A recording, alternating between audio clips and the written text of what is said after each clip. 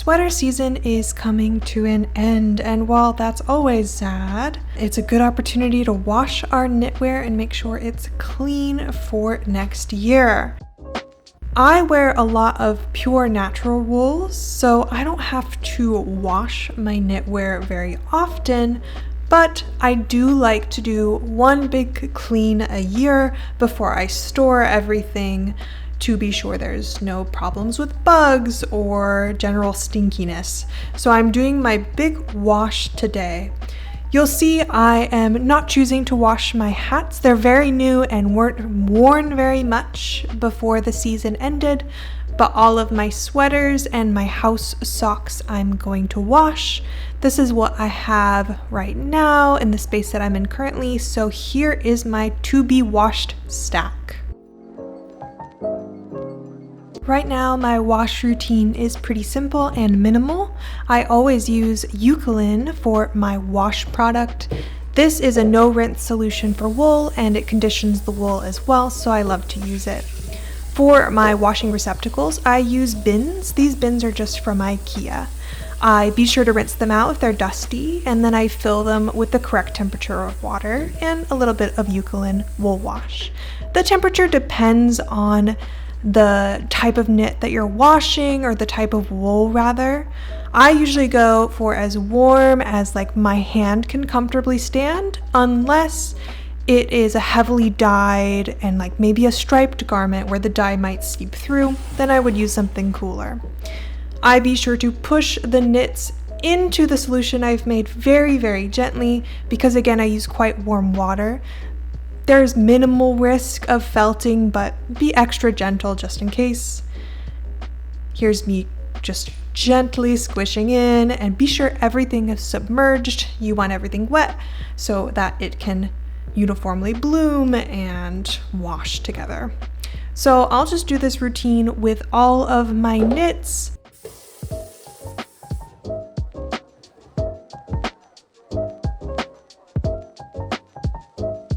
Again, my routine is pretty simple. Get a receptacle, a bin, fill it up, get some Eucalan in there, and for this one I'm being extra gentle and I went with a slightly less hot water, more like tepid water, because I like to be really delicate with that yarn because it's yak, so it's very expensive. So if you're ever just kind of worried about any specific garment, don't be afraid to just have the water a little cooler. With this next garment in particular, I did look up some washing instructions regarding wooden buttons. What I found out is it's fine to wash them as long as you don't soak them for too long. So whereas I usually let all of my wool garments soak for an indefinite amount of time, I'll forget about them, and then when I come upon them, I'll deal with them. But for this one, I was sure to set an alarm for 25 minutes. That should give the fibers enough time to saturate, but not let my wooden buttons soak in too much water. And you'll see I made the choice to keep the wooden buttons on top of the water, and even tried my best to keep them from being submerged where I could. It's not a perfect science, but this is just something I had in mind when I was blocking this particular cardigan. Here are all of my beloved knits soaking away, taking their little baths. Again, I don't really time most of my garments usually. I just kind of let them go until the water is like ice cold. Here I am grabbing that cardigan with the wooden buttons. My timer went off and now it's ready to go. What I usually do is I usually try to drip, hold it very carefully, be sure there's nothing hanging because otherwise it might get stretched from the weight of the water. And then I'll kind of do a sort of pressing motion, again just trying to be very gentle, get the most water out you can, and then we're going to bring it to the towel. When I use a towel to kind of get the excess water off my knit, I'll place it generally in a kind of flat lay, but not too specific, and then I'll just throw the towel over it, roll it up, and then depending on the garment, I'll just step on it.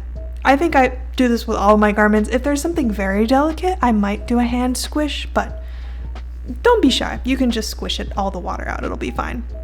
And then you just unroll it, and that is when you want to lay it flat more beautifully. I'll usually kind of fluff it because it's a little squished at this point, and I'll be sure there's no wrinkles.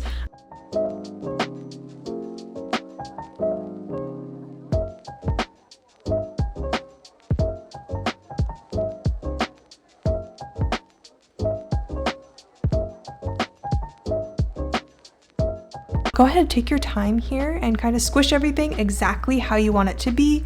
Ribbing is especially open to being zhuzhed. So go ahead and do that little squish and make it look perfect before you just let it sit there to dry. I'm back for another round now that my sink is empty. You can use bins, or if you have an extra sink, you could just fill up the sink. I put in wool wash, and here I'm putting in my socks and a Slipover. I would probably wash lots of garments together if I had a bigger receptacle, as long as I'm not worried about any of the dye running. For these, they're all the same, and they've all been washed a few times at this point, so there's no worries to throw them in together. When I do wash in the sink, if I ever need to add more water, I do this thing where I be sure the water doesn't directly hit them from the sink spray. I feel like there might be a concern for felting just because that might cause agitation, but I don't really know, so it's kind of my little thing that I do just to be sure. And then here I am just letting out the water. I like to hold the knitwear up supported so it doesn't like get too close to that drain, and then I'll just squeeze everything out. Socks, I think, are the most fun to squeeze. It almost feels like something you might do in the kitchen, and it's very easy.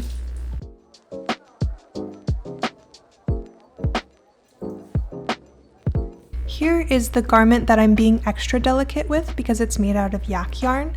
I'm not doing anything extra special. I'm just kind of going a little slower, squeezing a little more gently, being very sure that I don't let anything droop off the side from my hands to cause any sort of stretching, and I don't want to cause any agitation that might cause any felting because this is a very delicate and rather fuzzy yarn, so I'm just being a little extra cautious. And then for the rest of the sweaters that I had been letting sit for longer, they just get the water drained out of them. You can see tons of water comes off at first. Try to wrangle them to be sure nothing is drooping too far, and go ahead and do the same process with the others.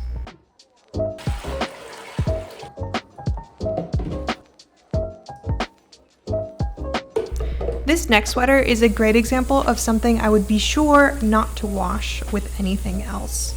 This is the first wash for this sweater. I just finished it, hadn't been blocked yet, and it is black. So I know, especially with Holst Garn Super Soft, that there will be a lot of dye for a few washes.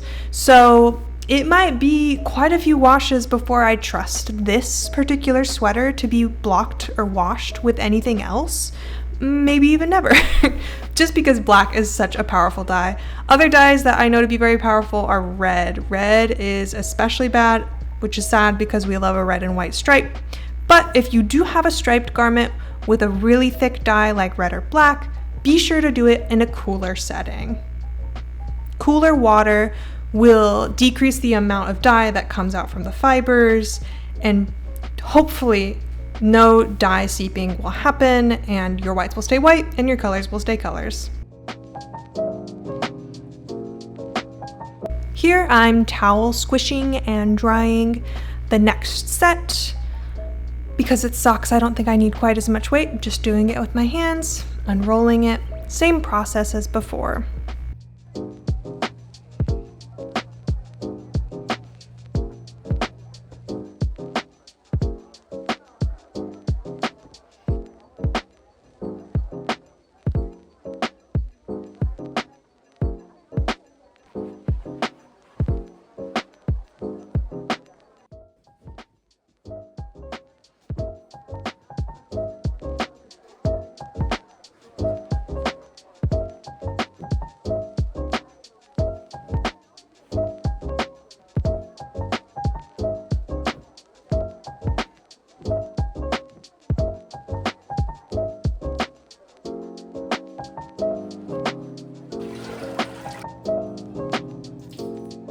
Because it's a big wash day, I went through a ton of towels.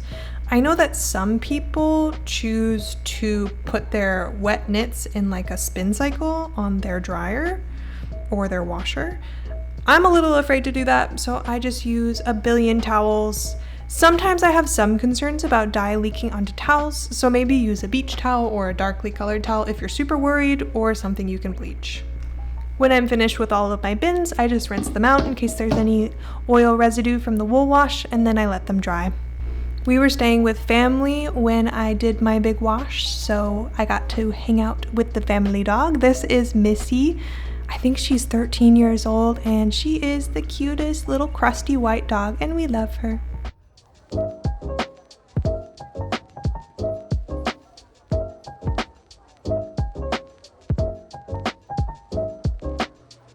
It's been a few hours, so I'm checking on how my clothes are doing.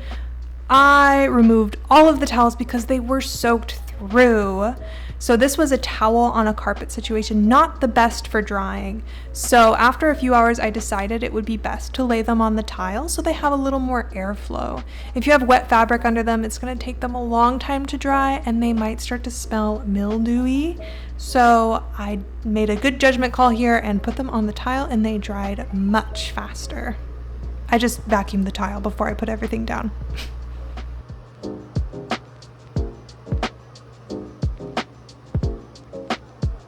I know this isn't the most glamorous way to block your knits, but it's what I have right now, so I encourage you to do what you have with what you have right now. There's lots of products you can buy to help make the process better and a little bit more aesthetic, but this is what I have right now, and it has to be done, so make it work, right?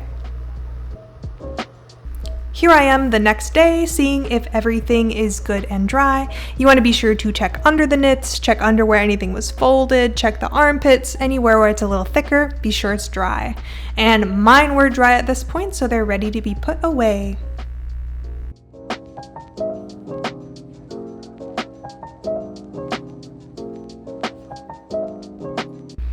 At this point in the process, I fold all of my knits. I know some people might choose to hang them in certain configurations that make sure they don't kind of sag under their own weight, but I love folding. I love folded knits. They make me really happy, so I'm sure to fold all of mine up as neatly as possible. If I'm storing them super long term, then I will put them in plastic bags and then put them in a plastic bin. This is my extra safe way to be sure that no bugs get in, nothing eats my beautiful yarn, and everything can stay like stink free, no musty smells for me. Here's my finished deck. So pretty. I love how squishy it is. Just look at that. Squish, squish, squish. And that is my super minimal blocking and washing routine. Be sure to wash your knits before you put them away for the season so they're safe for next year.